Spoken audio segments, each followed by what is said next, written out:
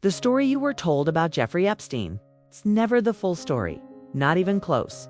What you saw on the surface, the headlines, the arrest, the island, that wasn't the truth. That was the version designed to end your curiosity. Because the moment you believe the story is over, stop asking questions. And that's exactly where the real story begins. Human trafficking is a $32 billion a year business.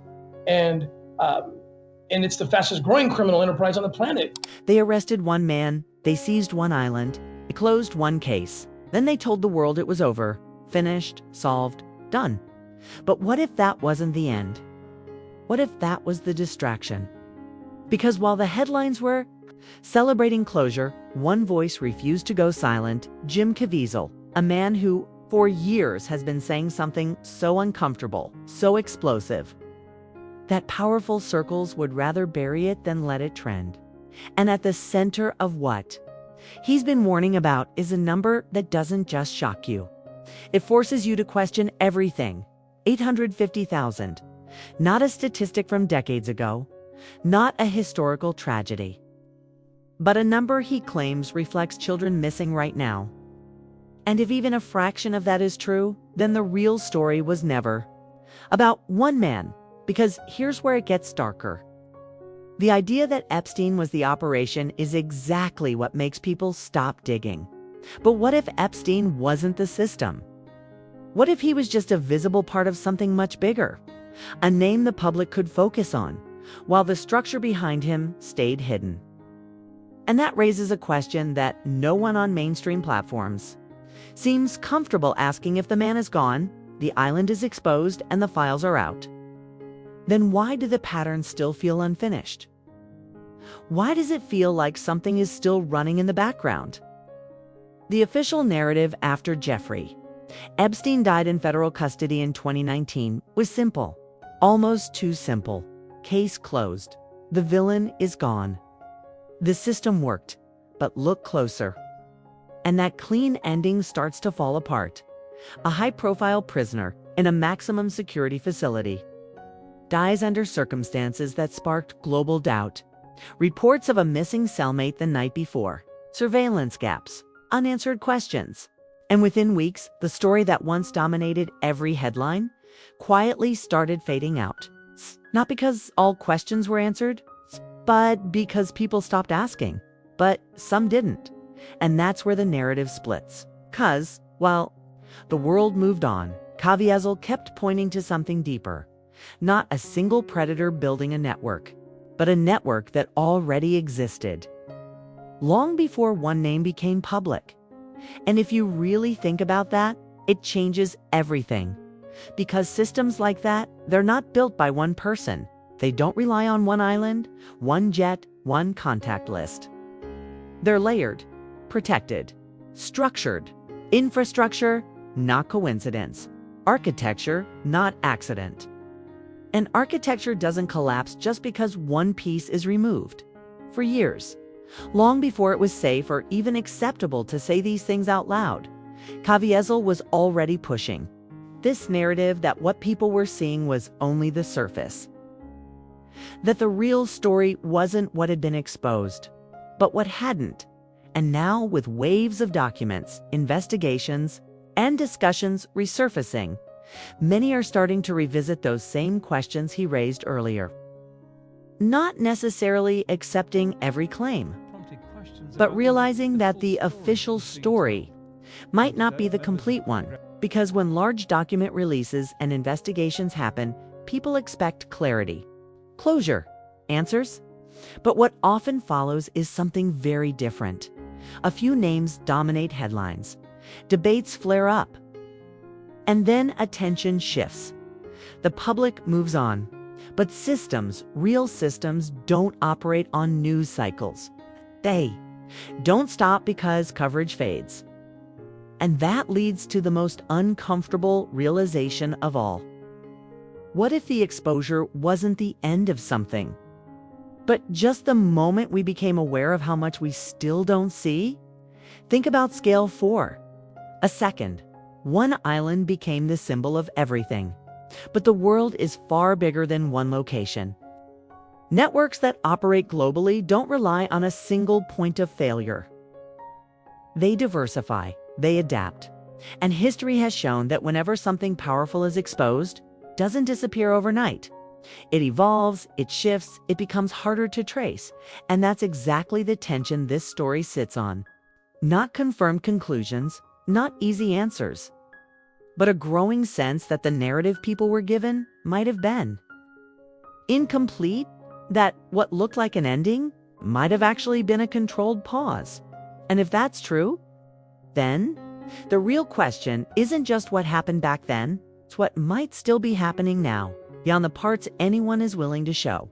Obviously, the money, it's a $152 billion a year business, and to put that in perspective, that would be... Not asked, told. That's the difference. A film centered around rescuing children, and yet according to multiple reports and public reactions at the time, it didn't face ordinary criticism, it faced resistance. Not the kind that debates a story, but the kind that tries to quietly push it out of sight. And that raises a question that's hard to ignore when a narrative about protecting children triggers that level of pushback. Is it just disagreement? Or does it signal discomfort somewhere deeper? Because history has shown that when powerful systems feel threatened, they don't always respond with noise. Sometimes they respond by minimizing attention altogether, and this is where things start shifting from speculation into something more structured. Because beyond the noise, beyond the debates, there are documented connections that have been publicly discussed for years.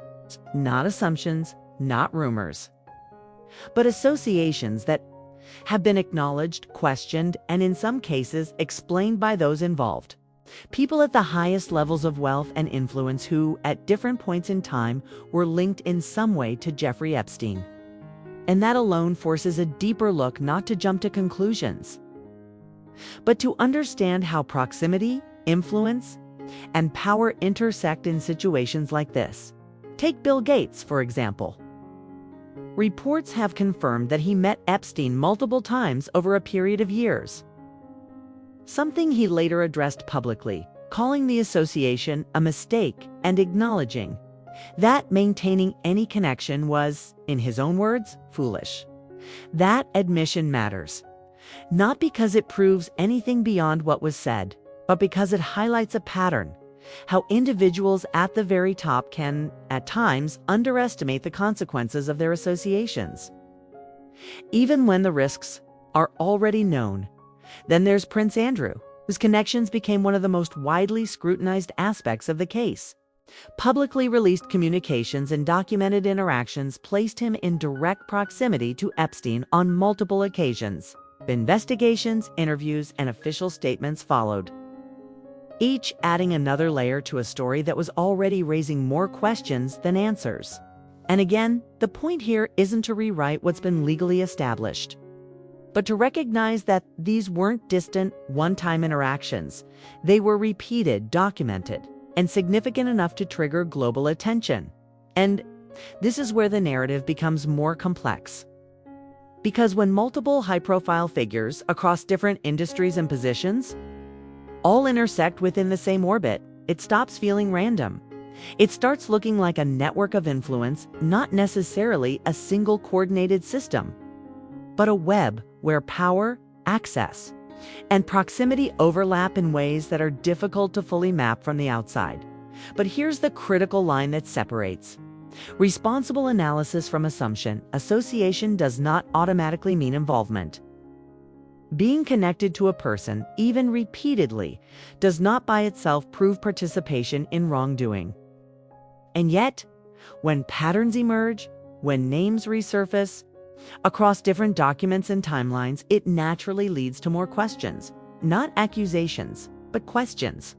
Questions about how these circles operate, how relationships are formed, and how much of the full picture ever becomes public. Because the deeper issue isn't just who was connected. It's how systems of power function when accountability becomes complicated. When influence is global, when resources are unlimited, when legal boundaries stretch across jurisdictions. The truth rarely appears in a single clear moment. It unfolds slowly, piece by piece. It's often leaving gaps that the public is left trying to fill. And maybe that's the real tension here. Not a clean story with a clear ending, but a fragmented picture where confirmed facts sit alongside unanswered questions, where some connections are explained, others remain unclear. And in that space between what is known and what is still uncertain, that's where the story continues to evolve. That we are 850,000 children have gone missing, right? 850. Next day in the media, nothing. And this continually happens all the time. Why does that continue to happen? We are in it together. That line doesn't sound like the language of a passing acquaintance. Doesn't sound casual, distant, or accidental. It sounds close. It sounds personal. And when words like that appear in the middle of a scandal, this big, they don't just raise eyebrows, they raise questions. Serious questions. Questions about proximity, loyalty, and what kind of relationship may have existed behind closed doors, far away from cameras, headlines, and carefully prepared public statements. Because in stories like this, the smallest phrase can sometimes reveal more than an entire press conference ever will. And then there's the wider circle, the names, photos, the flights, the documented associations that have kept resurfacing over the years. Public attention has repeatedly returned to powerful figures whose connections to Epstein's world have been examined, debated, denied, or explained away. In some cases, there were photographs. In others, flight logs. In others, social ties. That became impossible to ignore once the scandal exploded into public view. And every time one of those names appears, the same question comes back stronger than before. How far did this network really reach? Not the version the public was allowed to see. It's the real version. It's the one behind the headlines. Because that's the question Jim Caviezel keeps circling back to again and again. It's not just who was exposed, but who wasn't. If these are only the names that made it into documents, court filings, media reports, and public controversy after years of pressure, then what about the names that never surfaced? What about the meetings that never made it into any record? What about the flights that weren't tracked in ways the public could access? What about the properties, the private locations, the off-grid conversations, the offshore arrangements? The places where influence becomes almost impossible to trace. Once you ask that question honestly, the story stops looking finished, starts looking incomplete. Because networks like this, if they exist at the scale some believe they do, are not built around one single face forever. A frontman can fall. A public scandal can erupt. A symbol can be destroyed. But the machine behind that symbol does not necessarily vanish with him. It adapts. It goes quieter. It becomes harder to name. It's harder to prove. Harder to explain in one headline. And maybe that's why so many people feel unsettled even after years of investigations, leaks, interviews, and public outrage. Because the exposure of one man never fully answered the question of whether he was the whole structure or only the piece the world was finally allowed to see. Then come the numbers, and this is where the conversation turns from disturbing, overwhelming. Caviezel has publicly repeated claims about staggering numbers of missing or vulnerable children, often framing them as evidence that the crisis people think they understand is actually far larger than they imagine. These numbers are deeply alarming, but they are also heavily debated, often interpreted in different ways depending on the source, the definition being used, and the context behind the data. And that matters. Because when numbers become this large, they can either sharpen the truth or blur it, depending on how responsibly they are handled. Still, even the existence of that debate reveals something chilling. Whether the exact figure is lower, higher, or misunderstood in public discussion, the core reality remains horrifying enough on its own. Vulnerable children do disappear. Trafficking does exist, and systems of exploitation do operate across borders, jurisdictions, and de-exploit, and layers of power. That much is real, that much is documented. That much does not require exaggeration to be terrifying. And when public figures use massive numbers to force attention back onto the issue, what they are really doing is challenging the audience to stop treating this like a closed historical scandal and start asking whether the danger is still active in the present. Because maybe that's the real point of this entire argument. Not that every unanswered question proves the worst case theory, but that too many people have been satisfied with partial answers. Too many accepted the downfall of one notorious figure as if it resolved the wider problem. Too many saw one arrest, one island, one scandal, one death, and assumed the darkness ended there. But what if it didn't? What if that was only the version simple enough to broadcast?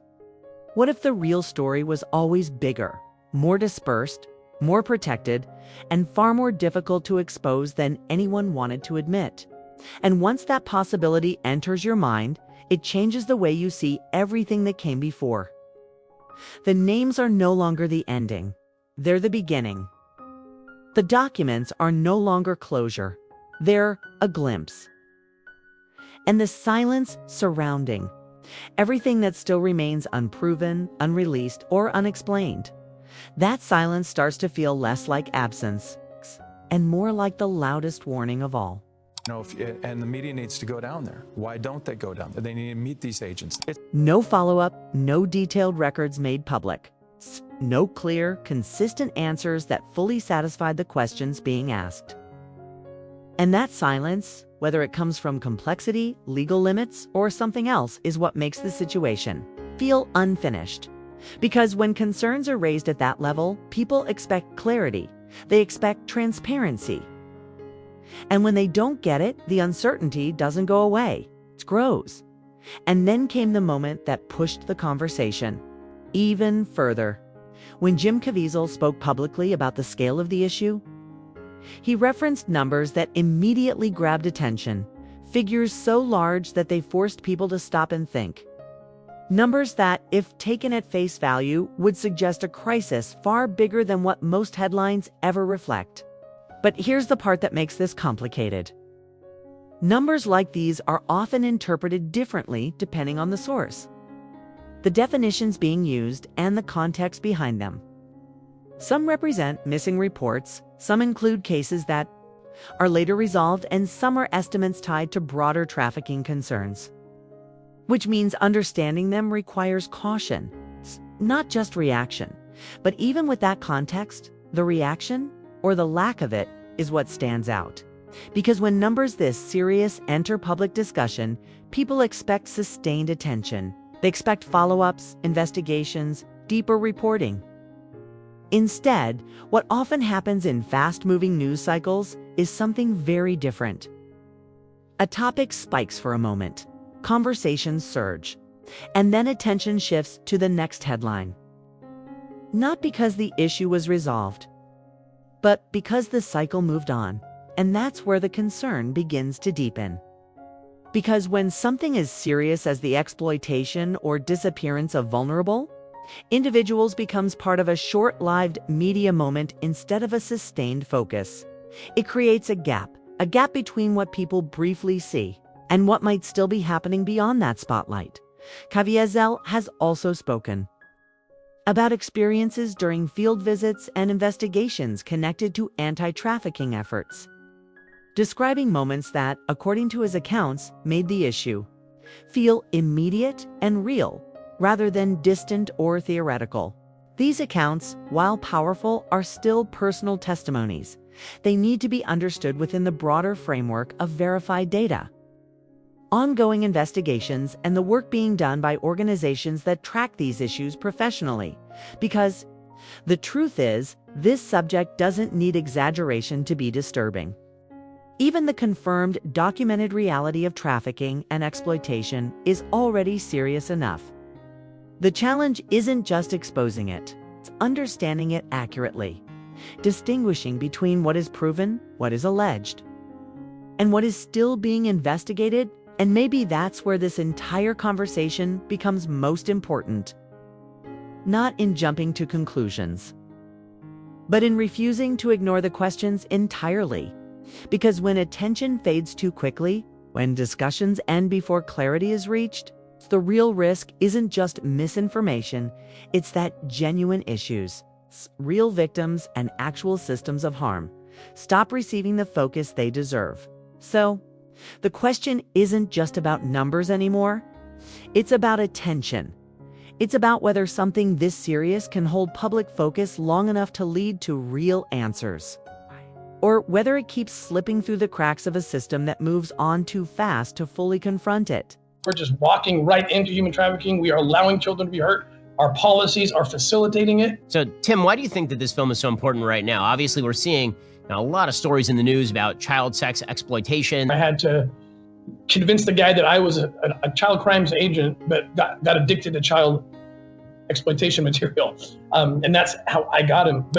And this didn't happen in some hidden corner of the world. It didn't happen in the shadows where no one could see. According to accounts, it happened in broad daylight, in places people visit every day, in environments that look completely normal on the surface. And that's what makes it so disturbing. Because when something like this doesn't hide, when it doesn't even try to hide, forces you to confront a different kind of reality. One where the problem isn't just secrecy, it's normalization. Because open markets don't exist without demand. That's the uncomfortable truth most people don't want to sit with for too long. Systems like this don't appear out of nowhere. They are built, sustained, and expanded because something is driving them from behind the scenes. And that flips the entire narrative. Because if the demand is still there, then removing one name, one island, one face doesn't end anything. It just removes the part people were finally able to see, and that leads to a much deeper question. Not who was exposed, but what was left untouched. Because if media coverage focused more on what already happened instead of what might still be happening, then maybe the real story was never fully explored. Maybe the real question was never who was involved. Maybe it was always where. Else is this happening right now? Now here's where the structure becomes even more complex. Because systems at this level don't survive by hiding completely. They survive by blending in. They place trust at the front, familiar faces, respected names, people whose public image makes everything around them look safe, respectable, even admirable. Not necessarily as participants, but as shields. It's a layer of credibility that makes the entire structure harder to question. This is the idea that Jim Caviezel has spoken about what he describes as a kind of legitimizing force. Not a direct accusation, but a structural observation. That in powerful networks, influence isn't just about who's involved, it's about who makes everything look normal. And once you start looking at it that way, every connection, every partnership, every public endorsement starts to feel different. Not proven, but no longer invisible either. Names like Oprah Winfrey have been brought into this conversation not through official documents tied to Epstein's case, but through patterns people debate and interpret differently. And it's important to be clear here, her name does not appear in official DOJ Epstein files, but discussions around influence, associations, and public credibility often bring up past connections, endorsements, and platforms given to controversial figures. And that's where the conversation becomes less about direct involvement and more about how influence operates at scale. Because when someone with global reach amplifies another figure, it creates trust instantly. And if that trust later turns out to be misplaced, the impact spreads far beyond one individual. It becomes systemic. It becomes part of a larger pattern where credibility is transferred, sometimes without full awareness of what's happening behind the scenes. And that's the uncomfortable gray area this entire topic lives in. And then there's the cost of speaking about any of this openly. According to various accounts, Jim Caviezel has faced professional pushback, reduced opportunities, and industry distance after becoming more vocal on these issues. Whether one agrees with his claims or not, the reaction itself becomes part of the story, because it shows how sensitive and polarizing this topic really is. There are also stories that remain deeply contested, like the tragic death of an Hetch, which some people close to her have publicly questioned, while official reports concluded it was an accident. And this is where it becomes critical to separate confirmed facts from speculation. Because in narratives like this, the line between the two can easily blur. And once it does, everything becomes harder to evaluate clearly. But here's where everything comes together. This isn't just about the past. This isn't just about one man, one case, or one set of documents. This is about an ongoing question, one that still doesn't have a clean answer. When Jim Caviezel spoke publicly and raised concerns directly in front of officials, the response, at least publicly, didn't provide the kind of clarity people expected. And that leaves two possibilities. Either the system doesn't fully understand the scope of the problem, or the full picture is more complicated than what can be openly addressed. Because the documents people focus on, they explain what has already happened. They confirm names, connections, timelines. But they don't necessarily explain what's happening now. They don't map out everything that wasn't recorded. They don't expose every layer of a system that may extend far beyond what any single investigation can capture. And that brings you back to the core idea: the story people we're given might not be false, but it might not be complete either. Because if something operates on a global scale with access, influence, and resources at the highest levels, then exposure doesn't end it. It forces it to evolve. And maybe that's the most unsettling part of all, not what was revealed, but what still hasn't been. Not the names we know, but the ones we don't.